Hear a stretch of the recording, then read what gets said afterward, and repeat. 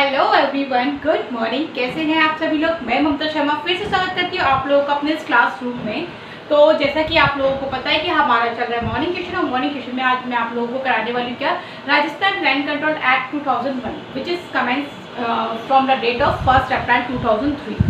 Okay, तो जैसा कि आप लोगों को मैं पहले करा चुकी हूँ अपने प्रीवियस लेक्चर में, मैंने आप लोगों को पढ़ा दिया पूरा सेक्शन नंबर 22G तक। ठीक है, 22G तक, जिसमें मैंने आपको पढ़ा दिए थे दो न्यू अमेंडेड चैप्टर, और अमेंडेड चैप्टर में मैंने आपको पढ़ा था एक चैप्टर जिसमें मैंने आपको अथॉरिटी यानी कि लैंड अथॉरिटी का क्या होगा, कैसे वो अपॉइंट होगा, ये सारी चीज़ें मैंने आपको बताई थी। और सेकेंड 22 चैप्टर नंबर 5B मैंने आपको कराया था, और उसमें मैंने आप लोगों को पढ़ाया था क्या, उसमें मैंने आप लोगों को पढ़ाया था रिवीजन ऑफ रैंक, जहाँ पे मैंने आप लोगों को पढ़ाया था सेक्शन नंबर 22D से लेके सेक्शन नंबर 22G तक। होपफुली आप लोगों को रिमाइंड होगा ये सारी चीज़ें। ठीक है, तो आज हम करने वाले हैं चैप्टर नंबर 6 और चैप्टर नंबर 7, क्योंकि आज हम अपने Rajasthan land control act complete कर देंगे, क्योंकि हमें आगे कंप्लीट करने के बाद हमें दूसरा सेक्शन भी, दूसरा एक्ट भी लेना है। तो आज हम इसको कंप्लीट करने की कोशिश करेंगे। वीडियो थोड़ा लेंथी हो सकता है, प्लीज़ वीडियो को पूरा वॉच करिएगा, क्योंकि एक चीज़ ऐसी है जो काफ़ी काम की होंगी, जो आपको कोई भी अगर क्वेश्चन बनते तो 1 नंबर तो एटलीस्ट आपको दिला के ही जाएगा।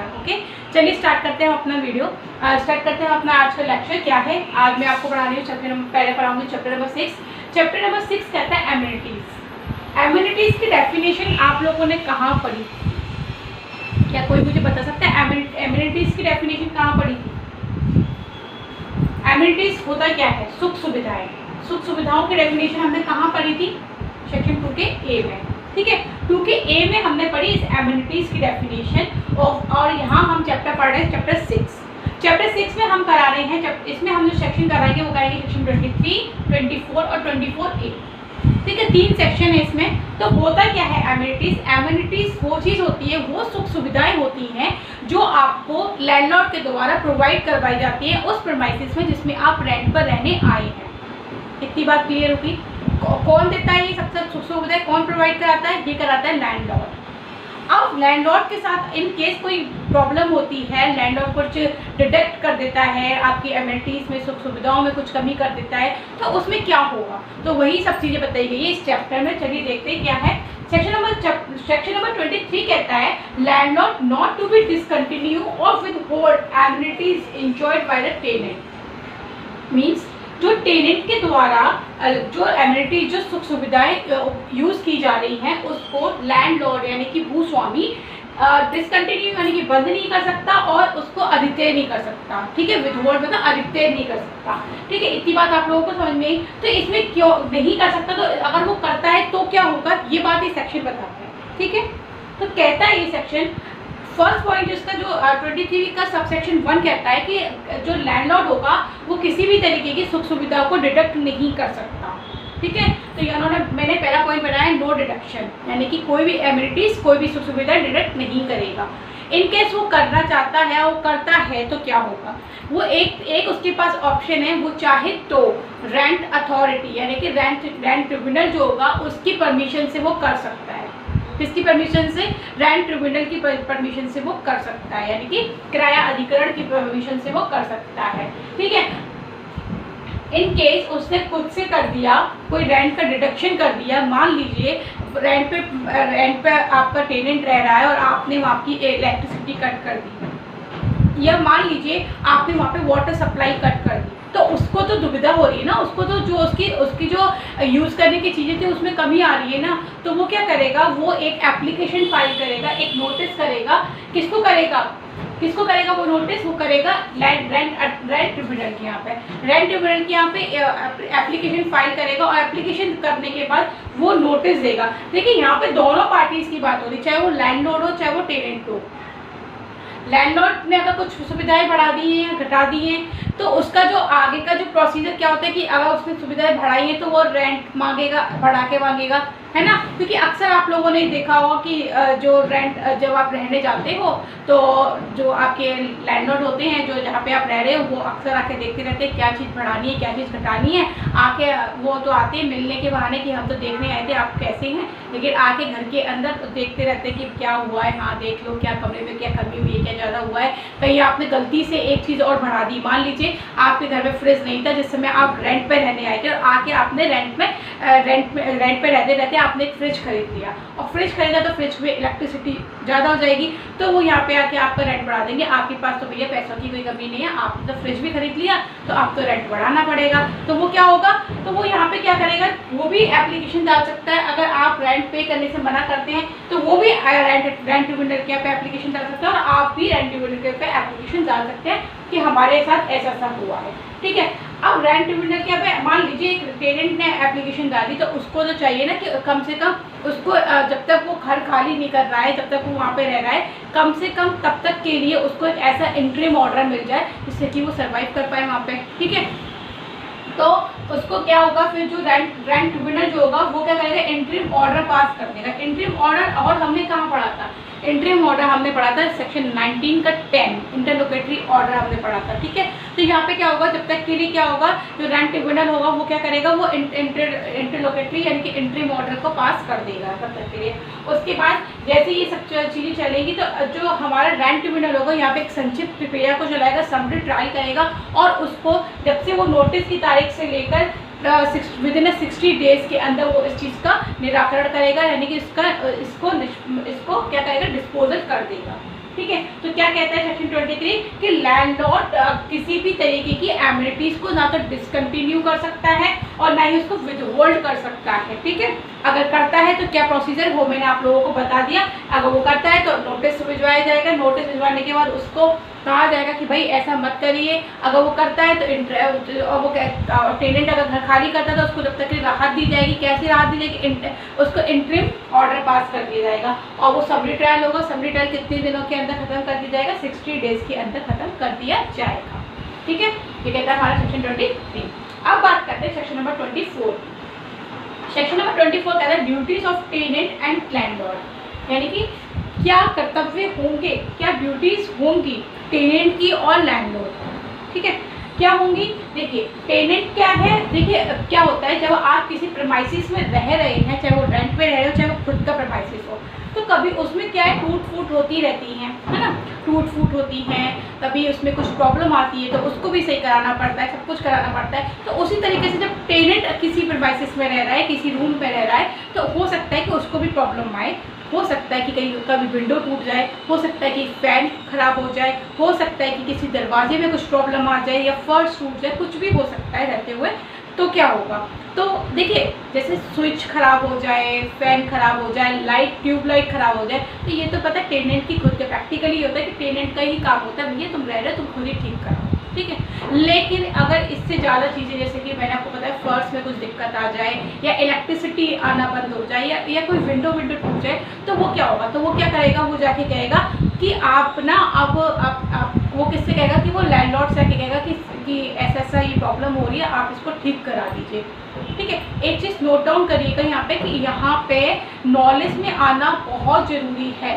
किसके नॉलेज में आना बहुत ज़रूरी है, तो नॉलेज में आना ज़रूरी है लैंडलॉर्ड। ठीक है, अब मान लीजिए यहाँ पे क्या हुआ कि उसने इन्फॉर्म किया लैंडलॉर्ड को कि यार ये टूट फूट होगी, मान लीजिए विंडो टूट गई थी और वो टूट गई है, तो उसने कहा कि आप विंडो टूट गई, कृपया आप उसको सही करवा दीजिए। लेकिन लैंडलॉर्ड सुनता ही नहीं है, लैंडलॉर्ड ने कराया ही नहीं। तो यहाँ पे क्या होगा, यहाँ पे जो रेंट अथॉरिटी होगा, रेंट अथॉरिटी जो होगा वो क्या करेगा, वो उसको परमिशन ग्रांट करेगा कि आप खुद करा लीजिए। लेकिन इन्होंने यहाँ पे एक कंडीशन लगाई, कितना करा सकता है, तो उन्होंने बताया कि 1 ईयर में, यानी कि 1 साल में वो 5% तक का करा सकता है, यानी कि रेंट के 5% तक का वो करा सकता है खुद से।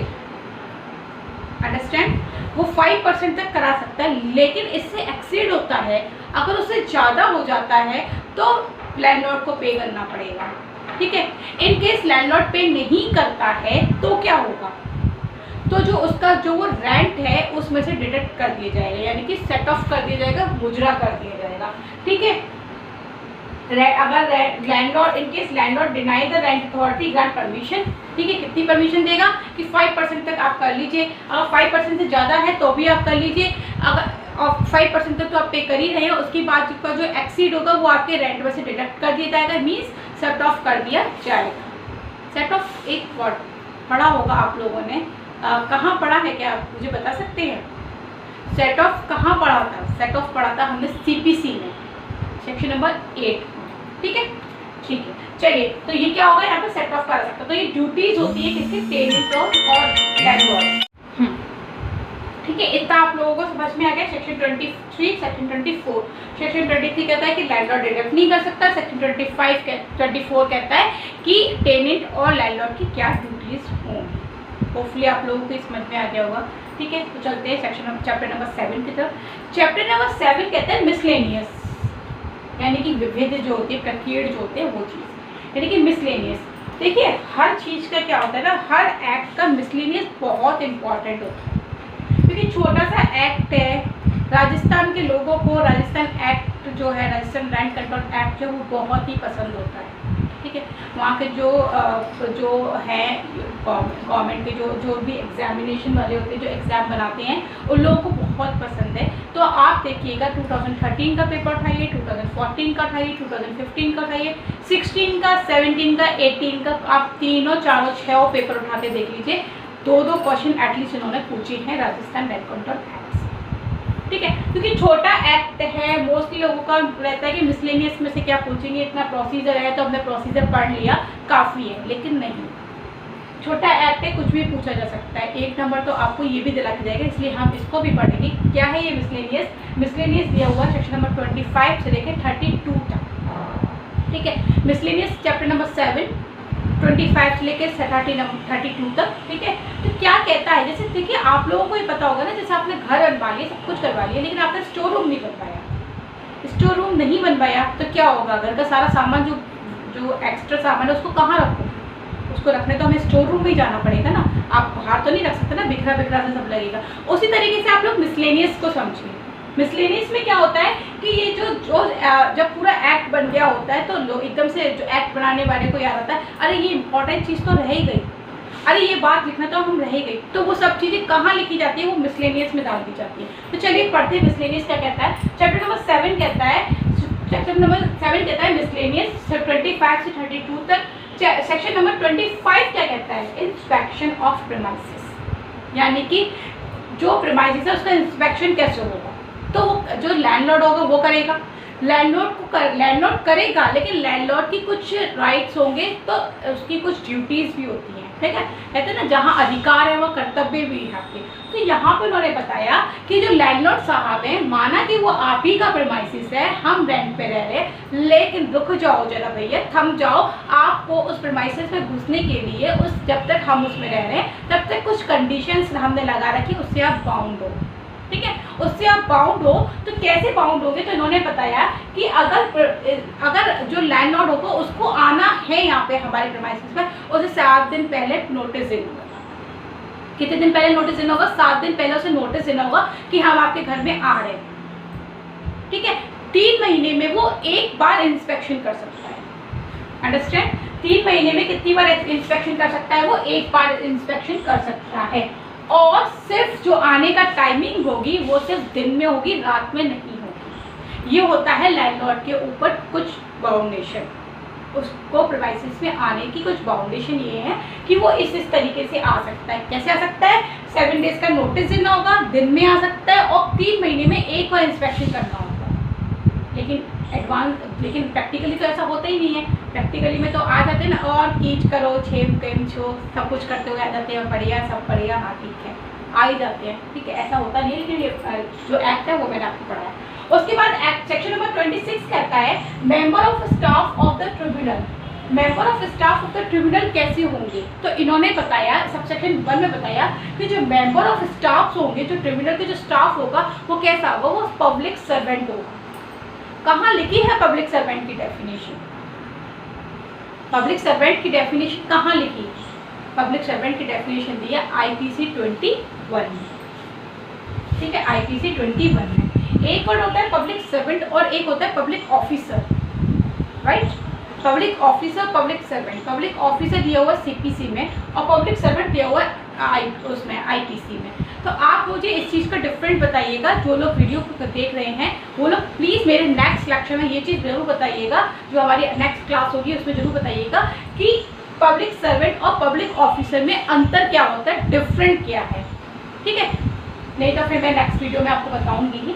चलिए, उसके बाद उन्होंने बनाया है कि जो एडमिनिस्ट्रेशन कंट्रोल जो होगा वो किसके द्वारा किया जाएगा, वो हाई कोर्ट के द्वारा किया जाएगा। ये पॉइंट कुछ ऐसे, इनको आप नोट डाउन करते चलिएगा, बिकॉज ये जो पॉइंट्स हैं इनसे क्वेश्चन बन जाता है, ठीक है। तो कौन एडमिनिस्ट्रेटिव कंट्रोल कौन करेगा, वो हाई कोर्ट करेगा, और मिनिस्ट्रियल ऑफिशियल एक्ट के लिए रैंक ट्रिब्यूनल माना जाएगा। मिनिस्ट्रियल ऑफिशियल अगर कोई होते, कोई मंत्री टाइप का कुछ कार्य होता है, मिनिस्ट्रियल वर्क होता है, तो उसके लिए कौन क्या माना जाएगा, रैंक ट्रिब्यूनल माना जाएगा, ठीक है। और अपील के लिए अपीलेट रैंक ट्रिब्यूनल माना जाएगा। ये बात इन्होंने इसमें 26 में बताई है। 26A कहता है, 26A कहता है कि लैंड अथॉरिटी भी पब्लिक सर्वेंट माना जाएगा। 26A भी अमेंडमेंट के बाद जुड़ा है, और अमेंडमेंट में हम लगातार अथॉरिटी के बारे में पढ़ते चले आ रहे हैं। जैसे 2FA में हमने पढ़ा लैंड अथॉरिटी की डेफिनेशन, ठीक है। उसके बाद हमने क्या पढ़ा, हमने पढ़ा section chapter number 5A 5B land authority से रिलेटेड था। एक जगह लैंड अथॉरिटी का अपॉइंटमेंट, उसके रिटन स्टेटमेंट, और उसके साथ में हमने उसका सारी चीज़ें पढ़ी। और चैप्टर नंबर 5B में हमने क्या पढ़ा, रैंक का रिवीजन पढ़ लिया। अब यहाँ पर 26A में हम पढ़ रहे हैं, वो पढ़ रहे हैं कि जो लैंड अथॉरिटी जो होगा, जो लैंड अधिकरण जो होगा, वो भी क्या माना जाएगा, वो भी एक पब्लिक सर्वेंट माना जाएगा, ठीक है। अब क्वेश्चन इन्होंने सबसेक्शन 2 में लिखा, गुड फेथ में की गई प्रोसीडिंग, तो कोई भी प्रोसीजर नहीं चलेगा। In case that authority good faith में आके कोई भी डिसीजन देता है, कोई भी प्रोसीडिंग चलाता है, तो उसके अगेंस्ट में किसी भी तरीके की कार्रवाई नहीं की जाएगी।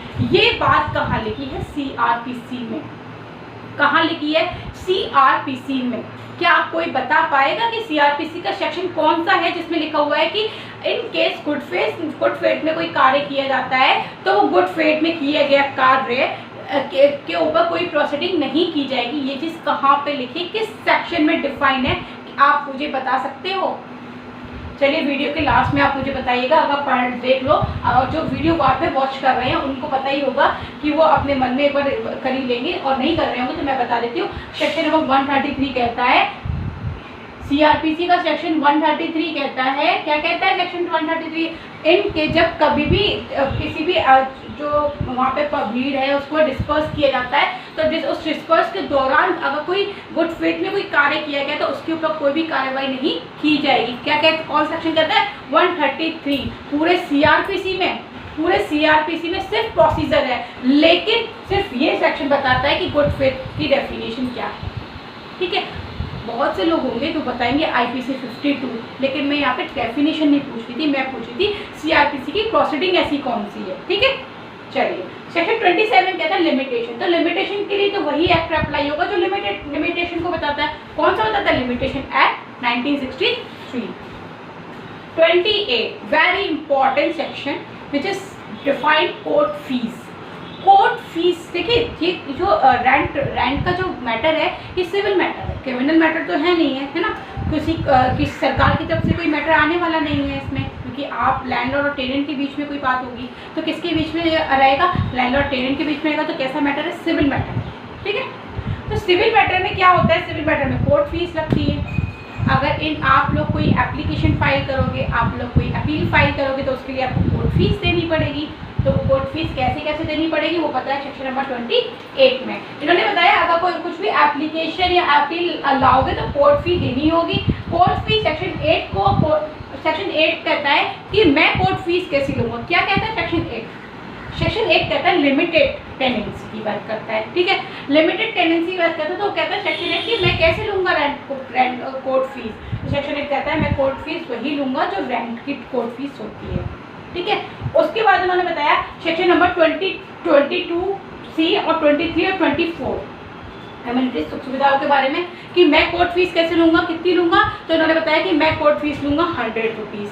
फिर उन्होंने बताया कि सेक्शन नंबर 67 क्या कहता है, रिवीजन ऑफ रेंट, है ना, रिवीजन ऑफ रेंट की बात करता है। तो कैसे होगी उसकी कोर्ट फीस, कितनी कोर्ट फीस लेगा सेक्शन 6 और 7 के अकॉर्डिंग। सेक्शन 6 और 7 के अकॉर्डिंग कोई केस आता है तो वहाँ पे कितनी कोर्ट फीस होगी, 250 रुपीज़।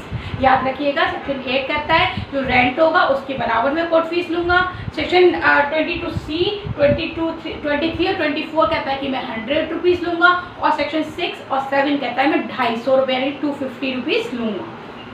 ठीक है। उसके बाद बात आती है सेक्शन नंबर 30 की, पावर टू रिमूव डिफिकल्टीज। जो भी कभी भी इस एक्ट के अंदर कोई भी प्रॉब्लम आती है, कुछ भी प्रॉब्लम क्रिएट होती है, तो उसकी पावर, उसको शॉर्ट आउट करने की पावर किसके पास होगी? वो होगी स्टेट गवर्नमेंट के पास। ठीक है। उसके बाद सेक्शन 31 कहता है rule make power. Rule make power किसके पास होगी? स्टेट गवर्नमेंट के पास। ठीक है, सेक्शन 31। और सेक्शन 32 तो आपको पता ही है, सेविंग्स होता है, नेशन होता है, ये सब चीज़ें होती है। ठीक है, तो ये कंप्लीट हुआ हमारा आज का पूरा राजस्थान लैंड कंट्रोल एक्ट। मैंने आज आपको पूरा कंप्लीट करा दिया। अब इसका हम एक दिन इसका रिवीजन कर लेंगे। देखिए, याद करना पड़ेगा आप लोगों को, क्योंकि ये छोटा एक्ट है और पहले की तुलना में अब राजस्थान में जो एक्ट है वो कम हो गए हैं। ठीक है, पहले कोर्ट फीस था, रजिस्ट्रेशन एक्ट था, ये सब चीज़ें हटा दी गई हैं। तो कुछ ही एक्ट बची और जिसमें कि ये इनका फेवरेट एक्ट होता है, तो उसको आपको याद करना पड़ेगा। इसमें से 2 क्वेश्चन तो आपके आने हैं, तो 2 नंबर तो आपके है ही हैं। आप चाहे आप ले लो, चाहे इसे छोड़ दो। ठीक है, क्योंकि बहुत सारे जो बच्चे होते हैं वो क्या करते हैं कि मेजर एक्ट पढ़ लिए, माइनर एक्ट को छोड़ गए कि हमें 70 मार्क्स की तो आने हैं क्वेश्चन, तो इतना हम कर लेंगे, काफ़ी है। लेकिन ऐसा नहीं है, क्योंकि देखिए जो वकील होते हैं, जो प्रैक्टिस कर रहे होते हैं, जो इंटर्नशिप कर रहे होते हैं, उन लोगों के पास इतना टाइम नहीं होता कि वो छोटे छोटे एक्टों को भी पढ़ें। तो आपके पास अपॉर्चुनिटी होती है कि आप इन चीज़ों को कंप्लीट करें और कंप्लीट करने के बाद मैक्सिमम नंबर को अचीव करें। ठीक है, मैक्सिमम नंबर ऑफ क्वेश्चन को सॉल्व करें। ठीक है, तो आपको चाहिए कि आप इस एक्ट को भी अच्छे से पढ़ें और इसको याद करें। आप इसको जब तक एग्ज़ाम नहीं होता तब तक इसको रिवाइज करते रहें। सिर्फ इसको ही नहीं, जितने भी एक्ट आप पढ़ें तो उनको रिवीजन करते रहें। रिवीजन करने से हो सकता है कि आज आपको इस एक्ट को पूरा रिवाइज करने में 2 घंटे लगें, तो एक दिन ऐसा आएगा कि 2 मिनट में आप इसको पूरा रिवाइज कर पाएंगे। ठीक है, तो आपको चाहिए कि आप इसको रिवाइज करें और रिवाइज करें maximum number of question solve करें। ठीक है, तो अब मैंने आपको बता दिया पूरा एक्ट मैंने आपको पढ़ा दिया। एक दिन हम रखेंगे इसका रिवीजन का, और कल से हम स्टार्ट करेंगे अपना कोई नया टॉपिक। होपफुली मैं हो सकता है कि जो मैंने आपको 3 एक्ट बताए थे वुमेन्स और जो नए एक्ट जुड़े हैं राजस्थान, उसमें तो प्रोहिबिशन एक्ट में आपको हो सकता है पढ़ा दूँ। प्रोहिबिशन या वुमेन प्रोहिबिशन एक्ट 2013 में आपको पढ़ा दूँ। ठीक है, तो देखते हैं क्या मैं लेकर आती हूँ आप लोगों के लिए। इंडिसेंट लेके आती हूँ या सेक्शुअल वाला लेके आती हूँ बच्चों से का, तो देखते क्या लेके आते हैं। लेकिन कल हम अपना करेंगे नया टॉपिक। तब तक के लिए नमस्कार, धन्यवाद। और जैसा कि आप लोगों को मैं हमेशा बोलती हूँ, वीडियो को पूरा देखें, देखने के बाद एटलीस्ट थम्स अप करें। अगर ये एक्ट समझ में आया हो तो प्लीज़ मेरे वीडियो पर थम्स अप ज़रूर करके जाएं। सब्सक्राइब करें, शेयर करें। शेयर करने से आप लोग औरों को भी भला करा पाएंगे। ठीक है, तब तक के लिए नमस्कार, थैंक यू सो मच। हंसते रहिए, मुस्कुराते रहिए, प्यार बांटते रहिए और साथ में सम्मान दीजिए, सम्मान लीजिए। Thank you.